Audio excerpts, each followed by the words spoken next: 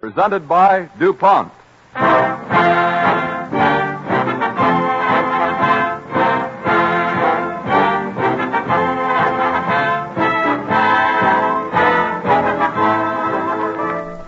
This evening, the DuPont Cavalcade presents the story of America's first prima donna, Clara Louise Kellogg, who was also the first American singer to defy tradition by obtaining all her musical training in her native land. She was the first American to achieve worldwide recognition in the field of opera, and through her pioneering efforts, she blazed a trail for other talented American singers to follow. American research chemists are also blazing a trail. In comparatively few years, their resourcefulness and efficiency have brought the chemical industry in the United States to a par with any in the world, and their efforts are continually producing more and more comforts and conveniences for our daily lives. The DuPont Company expresses the contributions of its research laboratories in the pledge, Better Things for Better Living, through chemistry.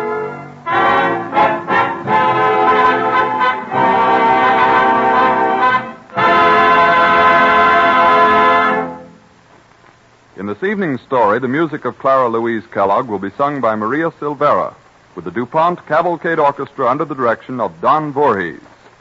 The DuPont Cavalcade moves forward.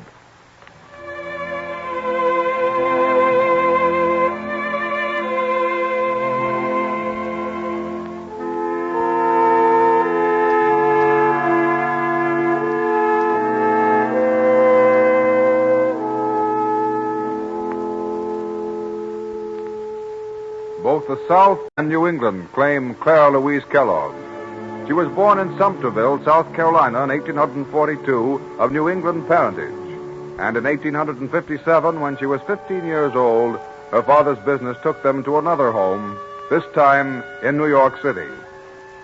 A friend of her father's has come to call. He is Colonel Henry Stebbins, one of the directors of the New York Academy of Music. Mr. Kellogg has invited Colonel Stebbins into the library, for Clara is in the parlor practicing at the piano. Come in, Colonel. I'm glad to see you. Welcome to New York, Kellogg. Thank you, Colonel. I brought you and your good wife tickets for the next concert at the Academy, if you can use them. Well, thank you, Colonel. Music is our one diversion. My wife played the organ in the church in Connecticut, as you know, and I played the flute. And our daughter, Clara, well, you can hear her practicing. Kellogg, who's singing? That's Clara, my daughter. She seems to enjoy humming while she practices at the piano. We feel she has unusual talent for the piano. Hush. Let me hear her. I'll open the door.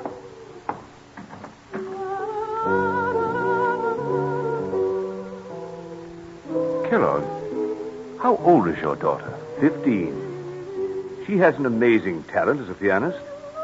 I'd like you to meet her. Clara! Yes, Father? Clara, my dear, I'd like you to meet one of our oldest friends. This is Colonel Henry Stebbins, dear. You've heard us speak of him many times. How do you do, Colonel Stebbins? How do you do, my child? It's a pleasure to meet you. To have heard your voice. My voice? Oh, I didn't know I was singing so loudly. I'm sorry if I disturbed you.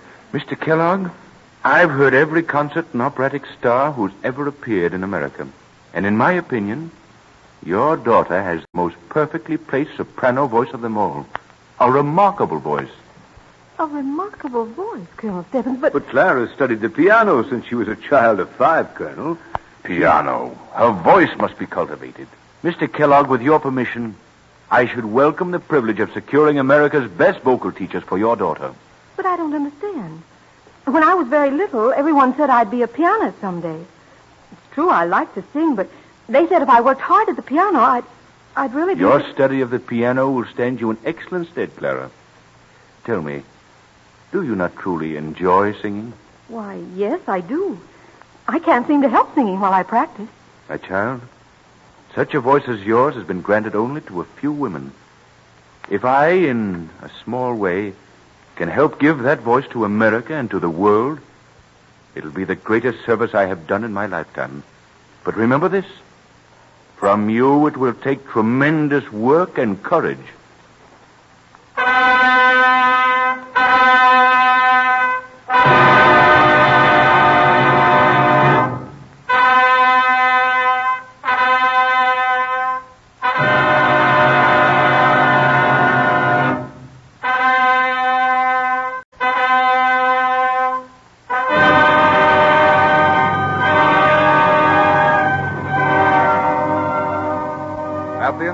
guidance of the music patron, Colonel Stebbins, Clara Louise Kellogg, at the age of 15, began the arduous task of voice training. And after 4 years of constant work, her vocal teachers agreed that she was ready to make her operatic debut. The date is February 26, 1861, at New York's Opera House of that era, the Academy of Music. Now the slender, ambitious girl of 19 is on the stage. She is making her debut as Gilda in Verdi's opera Rigoletto, the only American in a group of Italian stars and chorus singers. There is silence throughout the opera house as she sings the famous Caro Nome.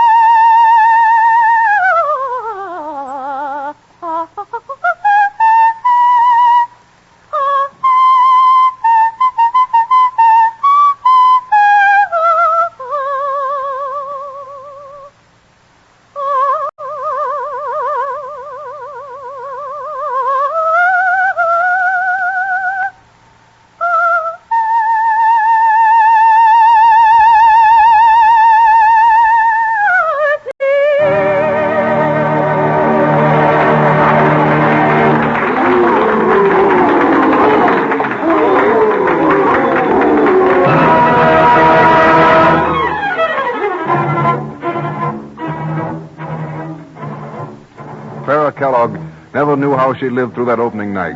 Every solo aria was received with violent protests and boos. Her face grew paler.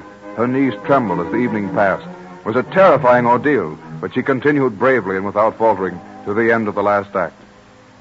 Now in her dressing room, after the final curtain, she has collapsed in her mother's arms. Oh, Mother, I failed. Failed completely.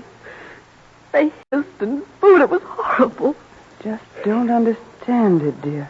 I thought you were in wonderful voice. I was so proud of you. Oh, I know I've much to learn. I know I'm too young to be a great prima donna, but I did think the audience would be kind. Oh, Mother, they were so cruel. Oh, no. Oh, that must be your father with Colonel Stebbins. I'm anxious to hear the Colonel's opinion of your performance. He has such faith in you. Oh, I'm afraid to see him, Mother. After all his faith, I failed him.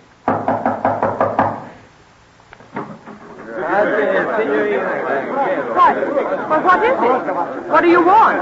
Who's there, Mother? Why, it looks like the entire chorus. Signorina Kellogg, and we come to speak with you. Yes, what is it? We, Italian singer, come to say you will never be great prima donna. We come to tell you to leave our Verdi to true Italian singers. What? What? For the very American, the Signorina Kellogg. She taken the bread away from our mouth. That's true. No American can understand the opera of Verdi. The American do not have the voice. No, they do not have the soul. The American will never be the prima donna. The opera is for the Italian singer. It is for the Italian. You, Signorina, you do not belong to the opera. Go away. We demand. How dare you tell me to keep away from this opera house? This is my country. I was born here. I belong here. Perhaps I'll never succeed, but I warn you. Someday an American, a finer singer than I, will prove to the world that Americans can sing as well as anyone. Someday Americans will come here to our opera house to applaud great American singers and be proud of them. Bravo, Clara, bravo. And my congratulations on your performance tonight. It was superb. Oh, do come in, Colonel Stebbins. I'm so glad you're here. Close the door, please. Very well. Oh, Colonel Stebbins. They hit me. Didn't you hear them? I failed, just as those singers have said. I'm wretched failure. I'm sorry. No, Clara, you didn't fail. Don't you understand? These singers are trying to frighten you. They're afraid of you. The voices that hissed you, Clara, were part of a claque employed by these men. A hired claque? To hiss me? You mean they were paid to hiss Clara? Why, I never thought of that. They'll not attempt it again, I assure you. With your next appearance in opera, you'll be acknowledged the greatest prima donna in America. And with the courage you displayed on that stage tonight, you cannot fail.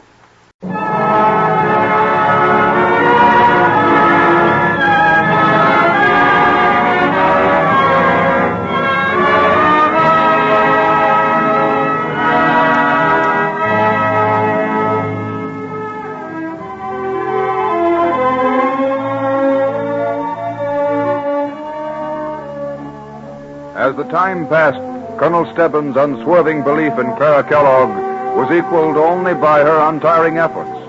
And in 1862, when she was only 20 years old, in the role of Marguerite in Gounod's new opera Faust, she was hailed as America's first prima donna. It is now 1867, 5 years later. The scene, Clara Kellogg's dressing room at Her Majesty's Opera House in London. The first act of Faust has ended. And Clara, for the first time in her life, is thoroughly and completely terrified. Her mother and her English maid are with her. Miss Kellogg, if you please, miss, they are calling the second act. Yes, Clara, dear, they're waiting for you. I can't go on, Mother. I've lost heart. I'm frightened. Can't go on. Oh, they were so cold when I went on. I feel they resent me. After all, I am a foreigner here. Yes, but so are Patty and Nilsson. Oh, Mother, my throat is dry. It's parched. I don't believe I can sing a note. Clara, dear, I've never seen you lose courage before. If I could only see one sympathetic face out there. Oh, that's just stage fright, dear. Oh, I can't go on, Mother. I can't. Perkins, I can't talk to anyone. No one must come in, not even the Prince of Wales. Oh, Mother, he terrifies me. Did you see him sitting there so stiffly in the royal box? Oh, him, miss? Oh, it's not for the likes of me to turn the prince away. Yes, sir? May I see Miss Kellogg? Oh, no, sir. Miss Kellogg can't be disturbed now, sir. I understand. Will you tell Miss Kellogg that two fellow Americans are in the audience cheering her on to success? Americans? Are they Americans, Perky? What name shall I say, sir? Longfellow. Henry Wadsworth Longfellow. Longfellow, sir? Yes, I had the pleasure of hearing Miss Kellogg sing in New York. And I've come to wish her all success in London. Oh, Mr. Longfellow, come in. Do come in. Thank you. Mr. Longfellow, Clara's been longing to see one sympathetic face in the audience. I assure you there are two. My brother-in-law is with me. We're visiting in Sussex, and we came up to London when we learned that you were singing. We are more than sympathetic, Miss Kellogg. We are proud of you. Proud that you're an American. We are waiting impatiently to hear the Jewel song. Oh, Mr. Longfellow, you've given me new courage. Mother, I can sing now. Mr. Longfellow, now I shall sing the Jewel song as I've never sung it before.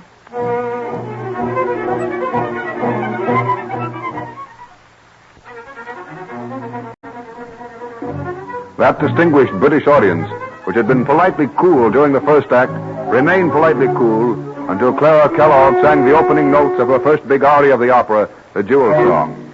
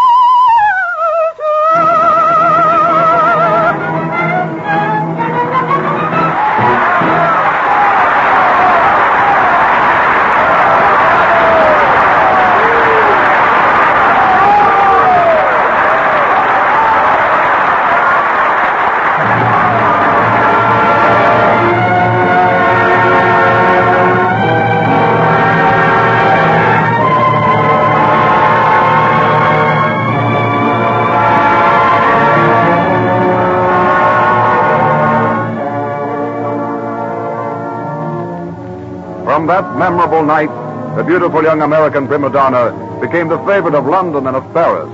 Her brilliance outshone that of the reigning operatic favorites, Patti and Nielsen. And then, at this period of triumph, when apparently she had reached the highest pinnacle of success, she did not rest content. She had further ambitions.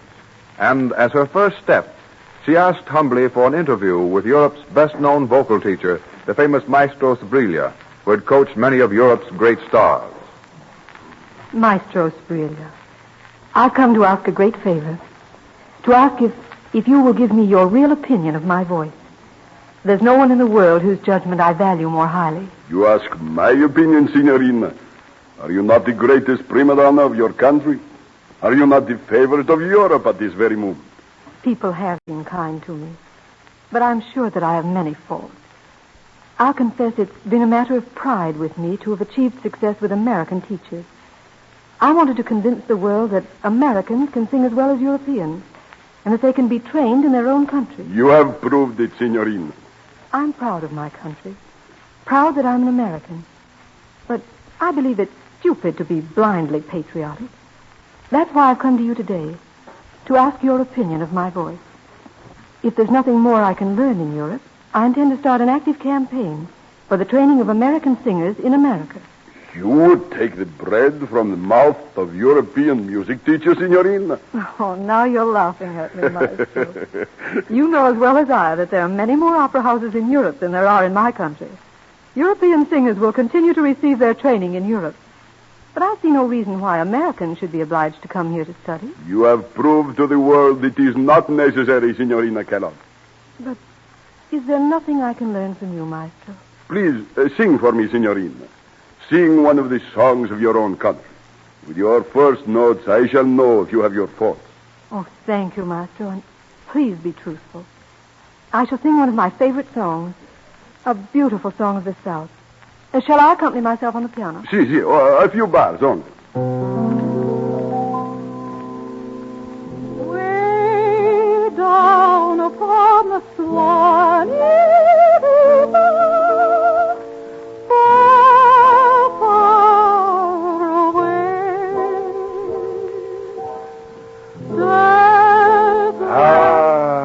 You breathe by the only logical method. Method taught us all by nature at our birth. You, Miss Kellogg, have nothing to learn from me or from anyone in Europe. Oh, thank you, Maestro. And now, Signorina, I shall ask one favor of you. Anything in my power, Maestro. Every day, all my life, I listen to singers from a duty. If you will give an old music teacher true pleasure, you will sing that folk song of your country to me, and I shall listen with enjoyment. Oh, why, that's the greatest compliment I've ever been paid, Maestro. And when you return to your amazing country, Signorina, tell your young singers to emulate you in every respect. Tell them to have the pride in their country which you have. Tell them to be as modest as you are, and to study as you have studied. If they will do that, give them the word of Maestro Sbriglia that they too can rival the greatest voices we have ever produced in Europe. Now, your song, if you please, Signorina.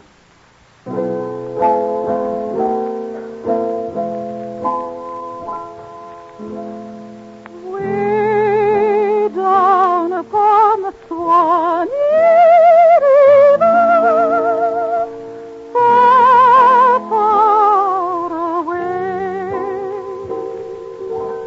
There's where my heart is turning ever.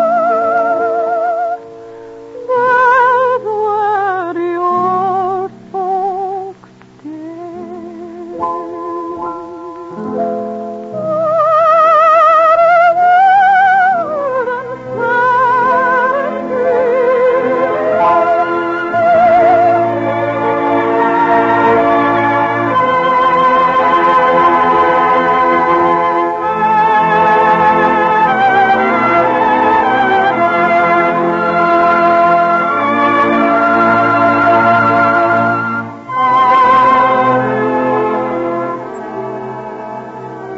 Upon her return to America, Clara Louise Kellogg carried out her plan. She waged an active crusade for the development of native-born American singers and for their training in their own country. Moreover, she helped popularize good music in America by touring the country with her own opera company, which presented operas in English. In 1887, Clara Louise Kellogg married her manager, Carl Stockosh, and until her death in 1916, she never failed to help and encourage American-born singers. Clara Kellogg was honored and beloved by her contemporaries for her unfailing belief in America and in American musicians, and for her untiring efforts in the development of music and vocalists in her own country. She is accorded an honored place in the cavalcade of America.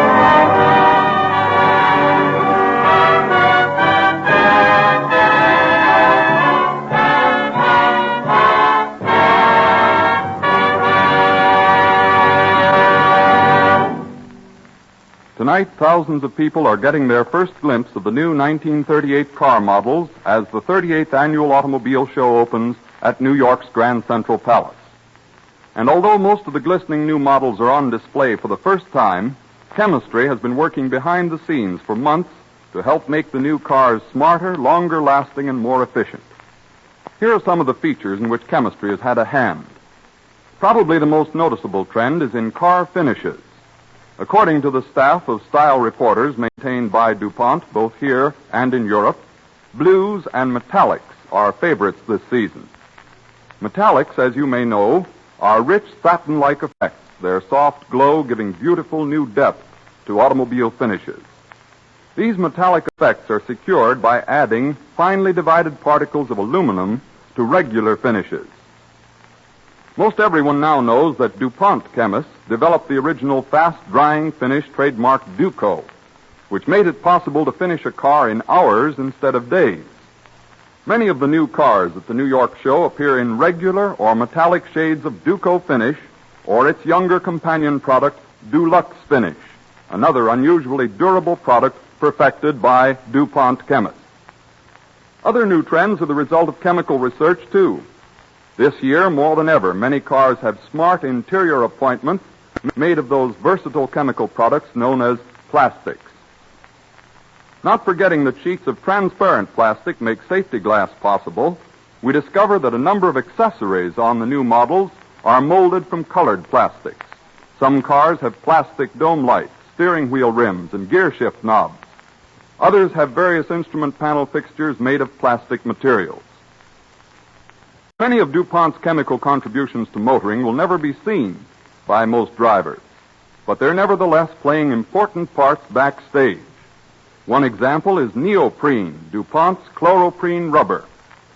Because neoprene is resistant to oil, this man-made material is now used where natural rubber would break down rapidly.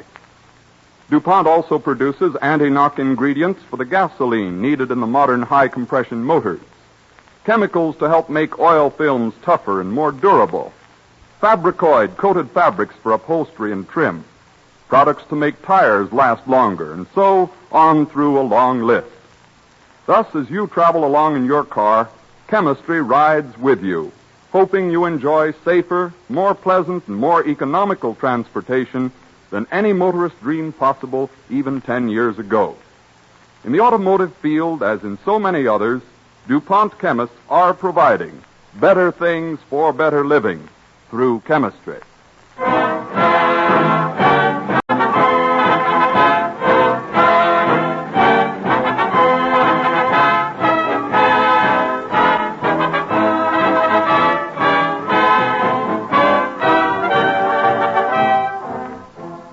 Elmer Ambrose Sperry, the story of one of America's greatest inventors, will be the subject of the broadcast when next week at the same time, DuPont again presents the Cavalcade of America.